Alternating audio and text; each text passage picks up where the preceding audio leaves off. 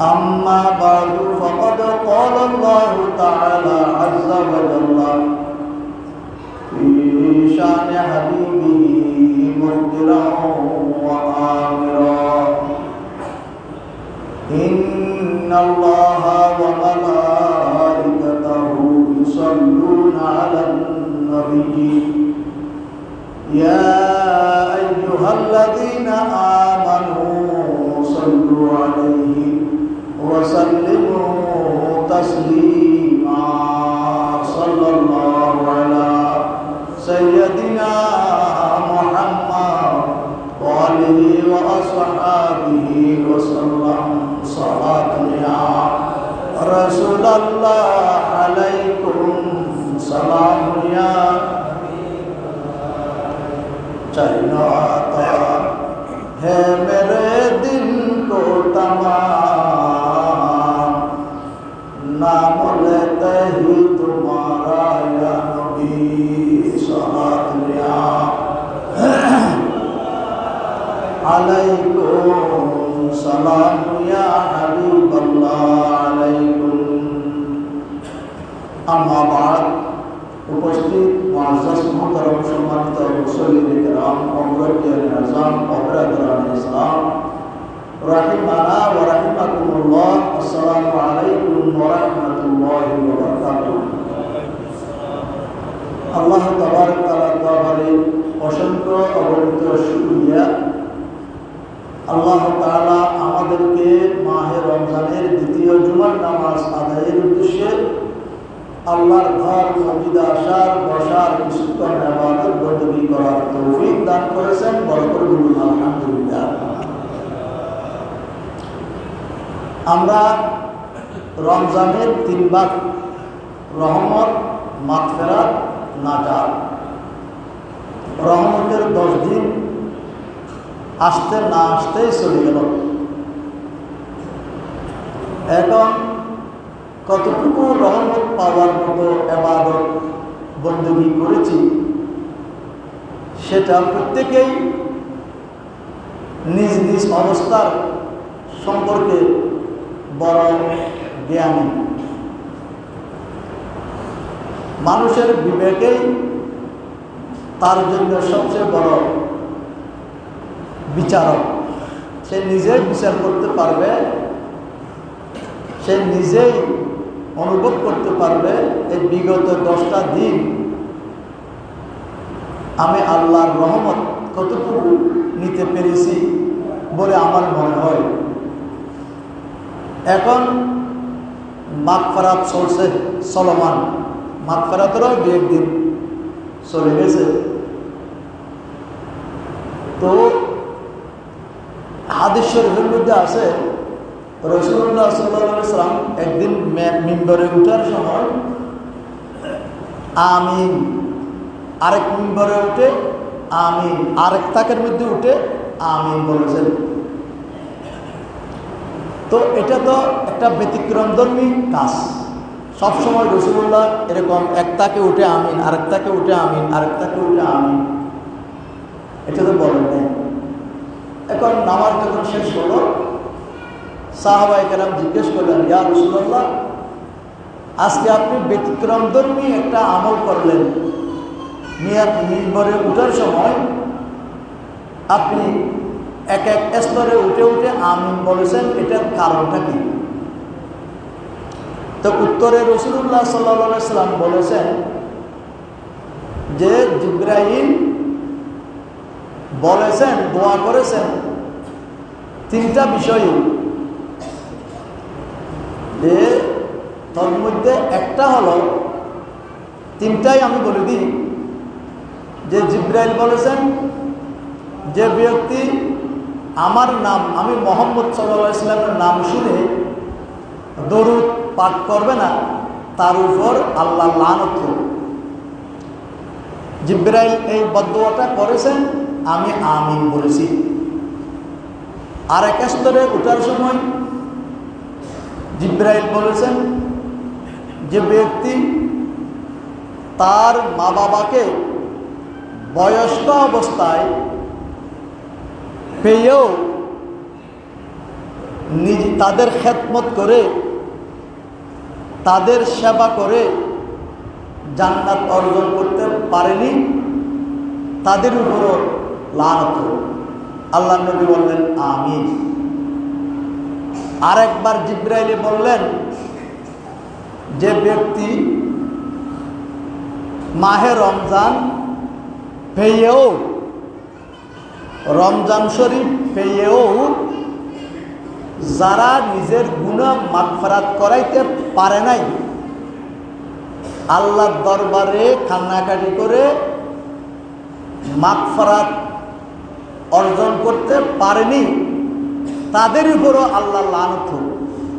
আর আমি তার বদদুয়াতে আমিন বলেছি। মনে রাখবেন, একদিকে হলো জিবরাইল, এই বদদুয়ার প্রবক্তা, বদদুয়াকারী হলেন জিবরাইল আলাইহিস সালাম। তিনি হলেন সৈয়দুল মালাইকা, আল্লাহর জগতের অগণিত অসংখ্য ফেরেশতাদের সর্দার। মনে রাখবেন, মানব জাতির চেয়ে ফেরেশতার সংখ্যা বেশি। প্রত্যেকটি আসমানে আল্লাহর ফেরেশতারা আল্লাহ যাকে যেভাবে আদেশ করেছেন সেইভাবেই ইবাদতের মধ্যে লিপ্ত আছে। এই জন্য মানব জাতি সৃষ্টি করার সময় যখন আল্লাহ ফেরেশতাদেরকে জিজ্ঞাসা করেছিলেন, পরামর্শ করেছিলেন যে আমি মানব জাতি সৃষ্টি করতে চাই, আমি ইন্নী জাইলুন ফিল আরদি খলিফা, আমি পৃথিবীতে আমার খলিফা সৃষ্টি করতে চাই। তারা বললেন, আয় আল্লাহ, আমরা তো সংখ্যায় অনেক আছি, আমরা অহরহ আপনার ইবাদতে লিপ্ত আছি, নিয়োজিত আছি, আমরা কোনো গুনাহ করি না। এ মানব জাতি দুনিয়াতে গিয়ে ফিতনা ফাসাদ খুন খারাপি করবে, তা আমরা তো আপনার ইবাদতের জন্য যথেষ্ট, আপনি আবার মানব সৃষ্টি করার খেয়াল কেন করেছেন, এরাদা কেন করেছেন? তো আল্লাহ বলেছেন, ইন্নী আলামু মা লা তা'লামুন, আমি যা জানি তা তোমরা জানো না। তো এখন আমি বলতে চাচ্ছি, এই সৈয়দুল মালাইকাই বদদুয়া করেছেন, আর সৈয়দুল আম্বিয়া সমস্ত নবীদের যিনি সর্দার, তিনি আমিন বলেছেন। আমিন শব্দের অর্থ হলো আল্লাহ আপনি কবুল করুন। তো সৈয়দুল মালাইকার বদদুয়া আর সৈয়দুল আম্বিয়ার আমিন বলা, এই দোয়া আমাদের মতো গুনাহগারে দোয়া করি, আর আপনাদের মতো নেককার পরহেজগারে আমিন বলেন। সেই আমিনের, সেই দোয়ায়ের সেই আমিন ওই দোয়ায়ের ওই আমিনের সাথে তুলনা করতে পারবেন না। এখানে ফেরেশতাও বেগুনাহ, যিনি আমিন বলতেছেন আমার নবী, তিনিও বেগুনাহ, মাসুম, নিষ্পাপ। এই দোয়া যে আল্লাহর দরবারে কবুল হবে, এখানে এই শতভাগ, একেবারে শতভাগ, একেবারে এক বিন্দু পরিমাণও সন্দেহ থাকবে না, সে দোয়া আল্লাহর দরবারে কবুল হবে। তাহলে আমরা যদি এই মাহে রমজানের মাগফিরাতের 10 দিনের মধ্যে, আবার এখানে একটা কথা বলে দিই যে উলামায়ে কেরাম প্রথম 10 দিনকে রহমত, মাঝখানের 10 দিনকে মাগফিরাত, শেষের 10 দিনকে নাজাত, এই যে ভাগ করেছেন, তার মানে এই নয় যে প্রথম 10 দিনে শুধু রহমত দিবেন আর মাগফিরাতও দিবেন না, নাজাতও দিবেন না, তা নয়। মাঝখানের 10 দিনের মধ্যে শুধু মাগফিরাত দিবেন, রহমত দিবেন না, নাজাত দিবেন না, তাও নয়। শেষের 10 দিনে শুধু নাজাত দিবেন, রহমত আর মাগফিরাত দিবেন না, তাও নয়। এটা আধিক্যতার ভিত্তিতে, আধিক্যতা কোন সময় কোনটা বেশি হয় এটার উপর একটা অনুমান করে এটাকে রহমত, মাগফিরাত, নাজাত ভাগ করা হয়েছে। সুতরাং এই মাগফিরাতের সময় শুধু মাগফিরাত চাইব আর রহমত চাইব না, নাজাত চাইব না, তা নয়। এটাও একটু মাথায় রাখবেন।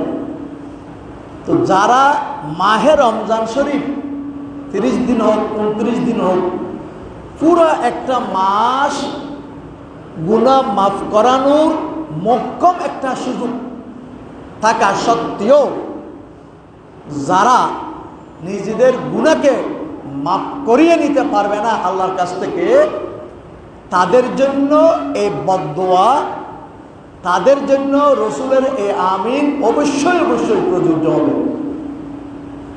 তার মানে এর চেয়ে বড় বদবখত আর হতে পারে না যে ব্যক্তি রমজান মাসে আল্লাহর কাছ থেকে নিজেকে মাগফিরাত করিয়ে নিতে পারবে না, তার চেয়ে বড় হতভাগা আর আছে বলে আমি মনে করি না। তো এই জন্য যে যেটা চলে গেছে চলে গেছে, এটার জন্য আর আফসোস করেও লাভ নাই। কিন্তু যেটা সামনে আছে, বর্তমান আছে, আমাদেরকে এটা নিয়ে চিন্তা করতে হবে যে এইটাকে কিভাবে আমি কাজে লাগাতে পারি, এটাকে কিভাবে আমি ইবাদত বন্দেগীতে কাটাতে পারি, কিভাবে আল্লাহর দরবারে কান্নাকাটি করে নিজের মাগফিরাত চেয়ে নিতে পারি, এটা আমাদেরকে চিন্তা করতে হবে। বিষয়টা খুব গভীর। চিন্তা করলে, ভাবলে, চিন্তা যারা করে না তাদের জন্য তো কিছুই নেই। যারা চিন্তাশীল ব্যক্তি তাদের জন্য এতটুকুই যথেষ্ট। তো এই রমজান এটা আল্লাহর একটা বড় অফার, আল্লাহর একটা বড় দয়া করুণা। সেই দয়া আর করুণা আমাদেরকে গ্রহণ করতে হবে। আমাদের সময়টুকু অযথা, অবহেলা, আড্ডা, মিথ্যা, গীবত, পরস্পর অহেতুক আলাপ আলোচনায় নষ্ট না করে প্রতিটি সেকেন্ডকে কিমতি মনে করলে, মূল্যবান মনে করলে, তাহলে এই সময়টুকু আপনার নাজাতের, মাগফিরাতের, রহমতের উসিলা হবে।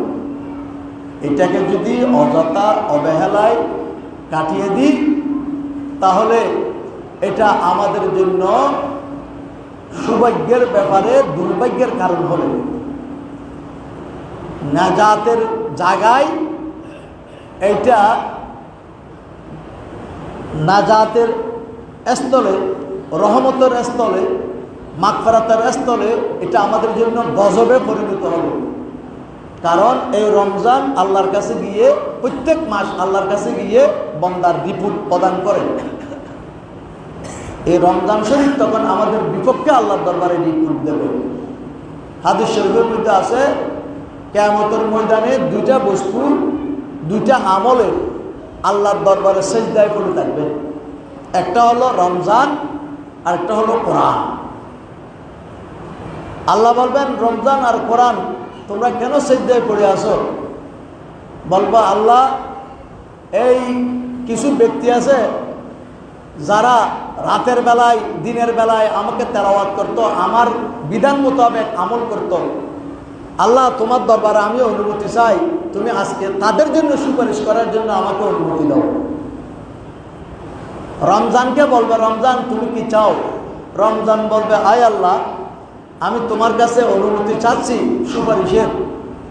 যা কিছু তোমার বান্দা আছে যারা আমি মাহে রমজানকে যথাযথভাবে মর্যাদা দিয়েছে, সম্মান দিয়েছে, ইজ্জত করেছে, আমার হক আদায় করেছে, রোজা রেখেছে, ইবাদত বন্দেগী করেছে, তারাবি করেছে, দান খয়রাত করেছে। আল্লাহ, আমি তোমার কাছে অনুমতি চাই, আমি যেন তাদের জন্য সুপারিশ করতে পারি। আল্লাহ বলবেন, আমি তোমাদেরকে অনুমতি দিলাম, যাও তোমরা, তোমাদেরকে যারা পৃথিবীতে, দুনিয়াতে সংরক্ষণ করেছে, হেফাজত করেছে, আজকে তোমরা গিয়ে তাদেরকে সুপারিশ করে করে জান্নাতে নিয়ে যাও। বরকত বলুন সুবহানাল্লাহ। তো সেই রমজান যদি আমরা অবহেলায় কাটিয়ে দিই তাহলে এটা তো দুর্ভাগ্যের বিষয় ছাড়া আর কিছু নয়। তারপরে আসুন, এই রমজানে বেশি বেশি দান খয়রাত সদকা করার কথা বলা আছে। হাদিস শরীফের মধ্যে রয়েছে পৃথিবীতে সবচেয়ে বড় দানশীল, সবচেয়ে বড় সখী হলেন রাসূলুল্লাহ সাল্লাল্লাহু আলাইহি সাল্লাম। বলুন যে রাসূলুল্লাহ কি কোটি কোটি টাকা দান করেছেন? রাসূলের তো কোটি টাকা ছিল না, কোটি টাকা দান করবে কোত্থেকে? আর আল্লাহ তো কোটি টাকা চাই না, আল্লাহ মানুষের অন্তর চাই, কোটি টাকা আল্লাহ চাই না। কিতাবের মধ্যে আছে যদি লা ইলাহা ইল্লাল্লাহর মধ্যে লা না থাকতো, লা মানে না, লা এটা আরবি শব্দ, এটা অক্ষর হরফ, বাংলায় এটার অর্থ হলো না।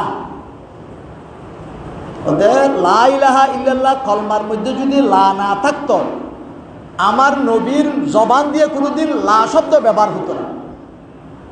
তার মানে যখনই যেটা চাইতেন রাসূলুল্লাহ সেটা তাকে দিয়ে দিতেন। না নাই, আমার কাছে নাই, না দেব না, এই শব্দ রাসূলুল্লাহর জবান দিয়ে কোনোদিন বের হয়নি। লা শব্দ রাসূলের জবান দিয়ে বের হয় না, আরবিতে লা শব্দ বের হয় না। এজন্য আমার নবী সবচেয়ে বড় সখী, দানশীল, দানবীর। উনি অকাতরে ভিক্ষুককে, সায়েলকে, অভাবীকে দান করতেন যতটুকু সামর্থ্য ছিলেন ততটুকু। কিন্তু হাদিস শরীফে আছে রমজান মাস আসলে রাসূলুল্লাহর দান মুষলধারে বৃষ্টিপাতের মতো হয়ে যেত। বলতে বলুন সুবহানাল্লাহ। মুষলধারে যেমন আসমান থেকে অহরহ বৃষ্টি নাযিল হয়, আমি এটা হাদিসের ভাষা বলতেছি, মুষলধারে বৃষ্টির মতো রাসূলুল্লাহ দান করতেন রমজান আসলে। কারণ রমজানে 1 ডবল 2 ডবল 3 ডবল নয়, 70 ডবল, 70 গুণ সওয়াব পাওয়া যায়। 1 টাকায় 70 টাকার সমান সওয়াব পাওয়া যায়। তো এই জন্য রমজান মাসে দান খয়রাত বেশি করার কথা বলা আছে, যেহেতু এখানে দান খয়রাত করলে সওয়াবের পরিমাণও বেশি হয়ে যায়। তো আপনারা সাধ্য অনুযায়ী যার কাছে যতটুকু আল্লাহ তৌফিক দিয়েছেন ততটুকু পরিমাণ আল্লাহর রাস্তায় খয়রাত করবেন, দান খয়রাত করবেন, সদকা করবেন। সদকা 2 প্রকার, একটা হলো সদকা নাফিলা, আমরা মসজিদে দান করি, ফকিরকে দান করি, এগুলো নফল সদকা। আর একটা হলো ফরজ সদকা, এটা হলো যাকাত। তো যাকাতের কথা তো গত জুমায় বলেছিলাম, যাকাত তো এটা ফরজ দিতে হবে। আর এমনি যেটা সদকা এটা ফরজ নয়, এটা বিভিন্ন বলা মুসিবত, সদকার দ্বারায় মানুষের বলা মুসিবত দূরীভূত হয়। সদকার দ্বারায় হাদিসে আছে, বুখারী শরীফের হাদিসে আছে যে পানি যেভাবে আগুন নিভিয়ে ফেলে, এই সদকার দ্বারাই আল্লাহর গোসাকে নিভিয়ে ফেলে। সদকার দ্বারাই মানুষ, হাদিসের মধ্যে আছে অর্থাৎ তুমি 1 টুকরা খেজুর দিয়ে হলেও তুমি জাহান্নাম থেকে নিজেকে রক্ষা করো, এটা বুখারী শরীফের হাদিস। তার মানে সদকার দ্বারাই মানুষ জাহান্নাম থেকে মুক্তি পায়। সদকায় মানুষের, আমি সদকার উপর ওয়াজ করতে গেলে তো অনেক সময় লাগবে, যে সদকার দ্বারাই বলা দফা হয়ে যায়। এই জন্য তো মানুষ কোনো একটা বলা মুসিবত আসলে অসুখ বিসুখ হইলে কিছু সদকা করে দেয় না। তো এটা কেন? ওই বিমার হলে, রোগ হলে এটাও একটা বলা, অ্যাক্সিডেন্ট হলে এটাও একটা বলা। এই বলা থেকে বাঁচার জন্য মানুষ সদকা করে, কারণ সদকার দ্বারাই মানুষের বলা মুসিবত দূরীভূত হয়ে যায়। হাদিসে আছে একটা বলা আপনার তকদিরের মধ্যে লেখা আছে, এই বলাটা নাজিল হচ্ছে। একটা বলা, যেমন একটা বলা আর কি, বলা মুসিবত তো অনেক প্রকার, আর্থিক আছে, শারীরিক আছে, মানসিক আছে, অনেক বলা মুসিবত আছে। বলা যখন আসমান থেকে বন্দার উপর নাজিল হয়, এই অবসরে যদি বন্দা কোনো একটা টাকা পয়সা সদকা করে, বলে যে ওই সৎকাটা উপরে চলে যায়। ওই বলা যখন নিচের দিকে বন্দার উপর আসতে চায়, বন্দার সৎকা এটাই বলাকে আসতে দেয় না, বাধা দেয়। বলাই বলে যে আল্লাহর তকদিরে লেখা আছে তার উপর পতিত হওয়ার জন্য, সেই জন্য আমি তার উপর যাচ্ছি। সৎকায় বলে যে আল্লাহও বলেছেন আমাকে তোমাকে বাধা দিতে। এদের দুজনের ঝগড়া করতে করতে বান্দার দুনিয়া থেকে চলে যায়। তারপরেও ওই বলা বান্দার উপর সৎকায় আসতে দেয় না, সৎকায় বলাকে আসতে বাধা দেয়। এই জন্য বলা হয় সৎকার দ্বারায় মানুষের বলা দূরীভূত হয়। তো বেশি বেশি এই রমজান মাসে দান খয়রাত সৎকার করবেন। আগামীকাল আমাদের এই মসজিদে